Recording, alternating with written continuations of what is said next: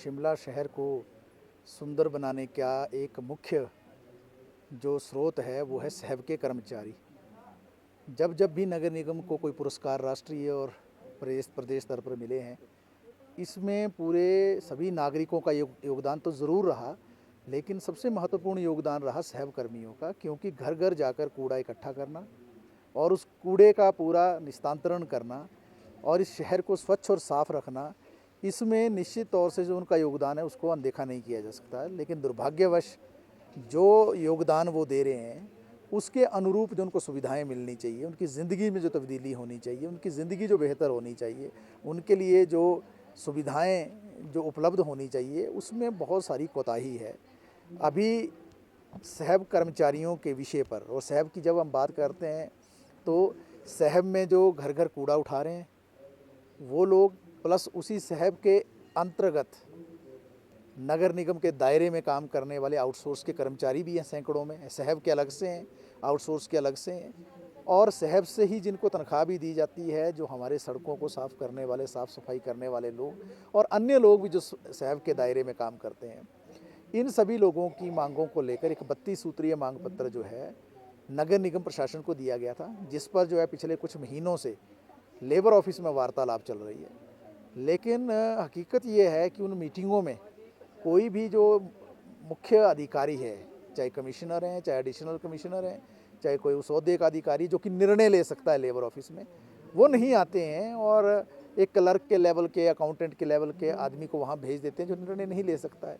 और इसीलिए बार बार labour officer ने इस बात को वहाँ रेखांकित किया, ऑन रिकॉर्ड लाया है, चिट्ठियाँ लिखी हैं इनको कि आप लोग उसमें आइए, क्योंकि जो मज़दूरों की मांगें हैं, दिक्कतें हैं, समस्याएं हैं, या कानून का जो मसला है उसको आपको हल करना पड़ेगा। लेकिन कोई आता नहीं है, और इसीलिए बीच बीच में आपने देखा है कि मज़दूर जो हैं गेट मीटिंग्स भी करते हैं, आक्रोश भी अपना जाहिर करते हैं।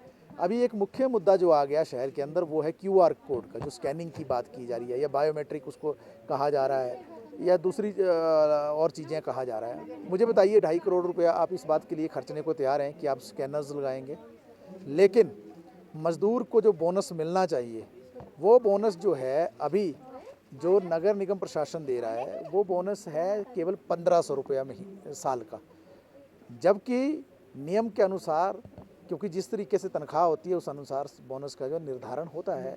तो हम जो है ये कहना चाहते हैं कि ये जो 2.5 करोड़ रुपया जो आप स्कैनिंग में लगा रहे हैं, अगर इसको आप इसके ज़रिए अगर आप बोनस दे दें मज़दूरों को, तो हर मज़दूर को 15-15 हज़ार रुपया बोनस मिल जाएगा हर साल का, 10 गुना ज़्यादा बढ़ जाएगा, जो कि उनका वाजिब हक भी है।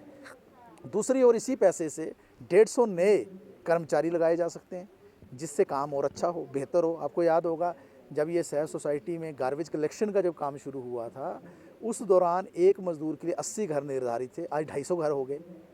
कितना ये टफ ज्योग्राफी है शिमला की, कितना मुश्किल होता है सैकड़ों पौड़ियाँ नीचे उतर कर और उस कूड़े को इकट्ठा करके लाना।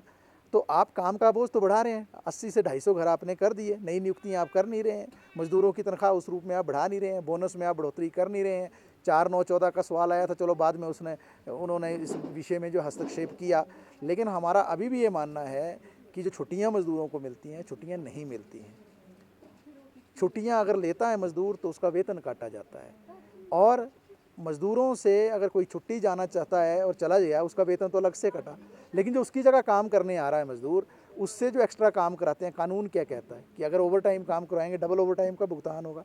तो मान लो अगर इस वक्त में 300-350 रुपये के करीब इनकी दिहाड़ी है, तो ओवर टाइम अगर 4 घंटे करेगा तो 350 ही मिलना चाहिए 8 घंटे के एवज़ में ही, ठीक है। लेकिन इनको मिल कितना रहा है? 250 रुपया। मतलब उस कानून को भी आप लागू नहीं कर रहे हैं जो देश का कानून है कि प्रॉपर वेतन आप दें, और न्यूनतम वेतन में आप बढ़ोतरी नहीं कर रहे हैं। हम बार बार कह रहे हैं ये मुश्किल किस्म का काम है, ये ऐसा काम नहीं है जो जिस काम को ये लोग करते हैं, ये दसियों तरह की इन्फेक्शंस कैरी करते हैं।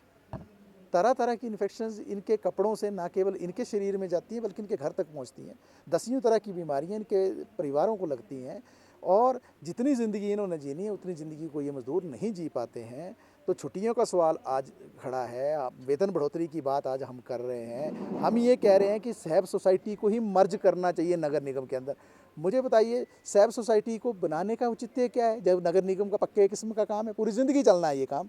ये काम जब पूरी ज़िंदगी चलना है तो आपको सोसाइटी बनाने की आवश्यकता, सोसाइटियाँ या आउटसोर्स वहाँ होता है जहाँ टेम्परेरी किस्म के काम होते हैं, ठेका वहाँ होता है जहाँ टेम्परेरी किस्म के काम है 3-6 महीने के। हमारी मांग ये है कि सैफ सोसाइटी का उसको जो है मर्ज किया जाना चाहिए नगर निगम के अंदर, और जो आउटसोर्स के कर्मचारी रखे गए हैं जिनका भारी शोषण हो रहा है उनको तो सैफ सोसाइटी के बराबर भी वेतन नहीं मिल रहा है, चाहे सुपरवाइज़र हैं चाहे आपके वर्कर्स हैं। तो हम ये भी कह रहे हैं कि सैफ सोसाइटी में ही उन आउटसोर्स कर्मचारियों को मर्ज किया जाना चाहिए। तनख्वाह जो है उन आउटसोर्स कर्मचारियों को 25-25 तारीख तक तनख्वाह नहीं मिलती। देश का कानून क्या कहता है कि 7 तारीख से पहले वेतन मिलना चाहिए। तो मतलब आप तनख्वाह भी नहीं देंगे टाइम से, पूरी भी नहीं देंगे, कम देंगे, ओवर टाइम का पैसा भी नहीं देंगे, छुट्टी भी आप नहीं देंगे। और आप क्या कह रहे हैं कि हम स्कैनिंग करना चाहते हैं।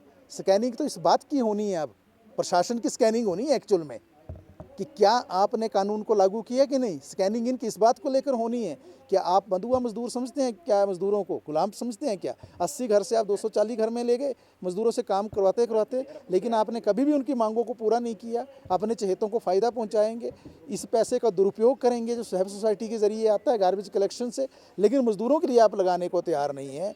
मजदूरों को आप नियमित नहीं कर रहे हैं, रेगुलर नहीं कर रहे हैं।